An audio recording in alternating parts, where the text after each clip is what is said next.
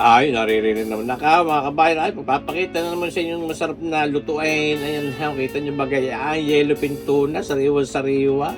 Kita nyo ba ga? Nagmumoist ng pagpapagayaan. Na-order ko doon sa aking cottager na nagpapa-order na yan. Ay, nakaw, ay panalo, bagong-bagong katay. At ito'y gagawin natin ng tatlong preparasyon. Yan ang ating yellowfin tunang iyan. Sana ipanoorin nyo hanggang dulo. Siyempre naman, at ito, may mga pansahog tayong papagayaan, bell pepper, mayroong pipino diya, may sweet onion, may sayuting aray, tapos yung carrot na yaon, may luya at may bawang. Dalawang klase ng preparasyon ng gagawin natin diyan. Pero yung patatlaw, simple lang at gagayatin lang natin, gagawin natin sashimi. Meron din mga kalamunding ang sili. Ito pa, meron lemong papagayaan, pampabangaw, kukunin natin ng lemon zest niyan. Mabuti na tayo ngayon maggayat. Una natin gagayatin ay ang ating mga kilawing yellowfin tuna.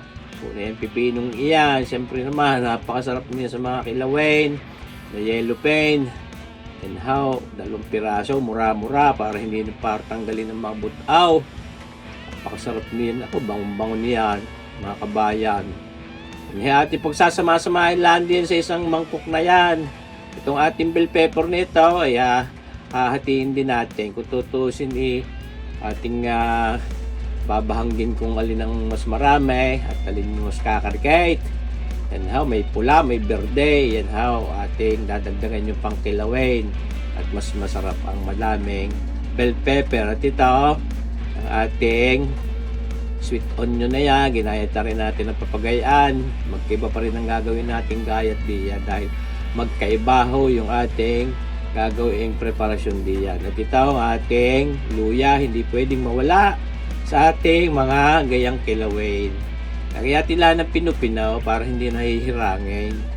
Nako, ito na, napakasarap niyan mga kabayan. Ayan how. Ating pinagsasama-sama lang doon sa isang mangkok na yon. At ito naman, nasunod natin gagayatin ay yung ating lulutuin mismo. Kung yung unang mga pinagagayat natin ating pangkilawin, hindi naman natin lulutuin yon. Ito naman, ay sadyang lulutuin natin. Parang i-stir fry laan naman natin. At pwede ring sislingin. Pag ito yung i-haplas natin sa sisling plate, panalong panalo, maya-maya. Pero yan yung ating lulutuin muna bago mapalagay sa sisling plate. Kung maibigan kong ilagay pa sa sisling plate. Tapos ito, carrots na ito. Nagayat na natin yung sayute. Siyempre, nakikita nyo ating mga gayat na yan. Siguro naman sa inyong ibig. And how. At ito ang itinara natin bell pepper, edi gagayatin din natin sigun sa hugis na gusto ninyo. Kung ano mang hugis ang gusto niyo po pwede. And how. May pula at may berde pa din tayo bell pepper na yaan. Yan ho, mga kabayan. So, marsipod. Ito, sibuyas natin iyan na isasahog natin sa lutuin. Kagayatin lang natin ang parang idadice lang natin ang medyo malalaki. Yan ho. Ayos, ay di bagak mga kabayan. Tao, siyempre karikit na bawang dahil tayo magsasangkot sa din ng karikit. Kailangan yan. Itong ating yellowfin tunang ito, ating gagayatin lang ayon sa kailangan nating sukat pagka sa pangkilawin. At yung ating binabawas na rin ating pangkilawin tuna. Hindi pala, pang pala yung pang stir fry. Ayan ho. Basta, yun hong gayat na gagawin natin diyan, siyempre, may magkaiba pa rin ang laki. Aring ating nasa tabing, ating nasa kanan, medyo malaki-laki ang gayat. At yan nga ho, ating lulutuin. At yung ating binabawas sa mga giler-giler, yun naman yung ating gagawing sashimi, yung matitirang iyan. Yan ho. Pinapantay natin ang mga giler-giler. At ito na ang ating pangsangkutsa. At ito ang ating gagamitin butter. Kumuha lang tayo ng mga 2 kutsara. At ating lalagyan ng karikit na asin, yung ating lulutuin iyan para may lasa. At ito, paminta, hindi pwedeng mawala. At karikit na oyster sauce, siyempre na mapampalinamnam natin. Ay hindi na magbitse, halu-haluin lang natin yan ng karikit at atin lang ibababad iyan ng karikit na oras lang. Ngayon, magpainit na tayo nitong ating magic wok pan na non-stick at tayo ipiprito muna. Isisir lang natin yung ating yellowfin tunang iyan. na ating parang dinaislaan na medyo malalaki kumpara doon sa ating pangkilawin. Yan ho. Hindi ho para maangang iyan, karikit na oras lang iyan. Hindi yan. Dahil may isasahog pa ulit natin doon sa karamihan ng gulay. Ho, itinapon ay! Hindi ho, napabilis lang ang pagsasali. At ito ang butter na ito. Nag-melt na ng karikit. Ating minemelt din sa atin ng stick pa na yan. At naglagay na tayo ng bawang. Ako nga tayo magsasangkot siya din at para mabango yung bawang na yan. Mga kabayan, lalagay din tayo ng kalahati noong kulang-kulang kalahati noong sweet onion na yan para mapasama dyan sa pangsasangkot siyang yan. At ito na natin sa matitigas na gulay ay di yung carrots na yan. Dahil yan ang pinakamatigas, kaya una nating isinahog yan. Pag tumbling-tumblingin lang di sa ating non-stick pa na yan. Non-stick wok pa na yan, ayos yan. Tunay na parang pwede na. Huwag natin ito lang. Huwag naman. Yan, nilagyan natin ng mga isang kutsarita pang oyster sauce.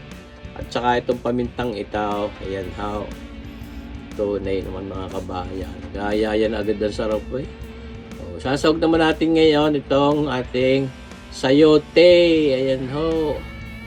Talaga namang completos ricados yung ating stir-fried yellowfin tuna. Pwede rin nating ilagay sa sizzling pit. At lagay din tayo ng mga kulang-kulang isang kutsaritang brown sugar na putlain para nang sagay may tamis. At ito ho, isinahog na natin pinakahuli ang ating bell pepper na yaan at karikit na siling haba. Ayan ho, para hindi masyadong humanghang iyan. Mahanghang yung siling habang iyan galing sa likorbahin namin sa tanim ni Kabayang Commander Mami Lisa. Ayan ho, kita nyo ba mga kabayan? Talaga namang nilagyan natin ng fish sauce. Kulang-kulang kalahating kutsarita. Pampatingkad pa rin ang lasa at pampasarap. Ngayon, itong ating sinir na yellowfin tunang iyan, nagtubig siyempre, ating isinahog na. Hindi natin sinama yung pinakatubig-tubig at naroon yung pinakalansa niyan. Siyempre kahit pa paano yung may lansa pa rin, isda yan. Ayan at ayos na yan mga kabayan. Lagyan natin ng pampulala, pampaganda ng kulay, mga kalahating kutsaritang tomato paste, para may asim din karikit yan, siyempre. Ating lalagay na din sa ating lalagayang yan. Tangin mapahaplas na dun sa hapag ng barikan. Ayan tapos ito, pampalinamnam at pampasarap. Yung Japanese mayo na iyan, di ba ikasarap na pulutan. Ngayon naman, so dati prepare, titimplahan din lang naman natin yung simpleng-simple, yung ating kilawing yellowfin tuna. Gagamitin natin paasim yung kalamunding na yan. Kalamansi, mas mabangaw. Pag sa mga gayang kilawin, naglagay din tayo ng paminta. Yan mga isang kutsarita. Tapos itong pamintang iyan. Asin pala yung unang inilagay. Lagay yung color blind. Tapos naglagay din tayo ng mga isang kutsarang brown sugar na putlain. At yan ating babanawin lang yan diyan. Isasahog na natin itong mga ginayat-gayat natin itong shama-shama na yung pipino, bell pepper, ginger, sweet onion, mga kabayan, siling haba, sauce, marsipaw, tawarin. At ito ang ating nilagay muna sa chiller yung ating yellowfin tunang iyan, kaya medyo nagdikit-dikit din ang karikit at yan ay chilled na, kumbaga hindi sa frozen, hindi rin naman malambot. Kumbaga, yan, pag napaghalo-halo natin yan, fresh na yan na mapapaserve sa ating hapag ng barikan. Sana nagustuhan nyo itong video natin ito. Yan nga, nakahaplas na sa hapag ng barikan. May sashimi pang papagayan at pipino pa rin.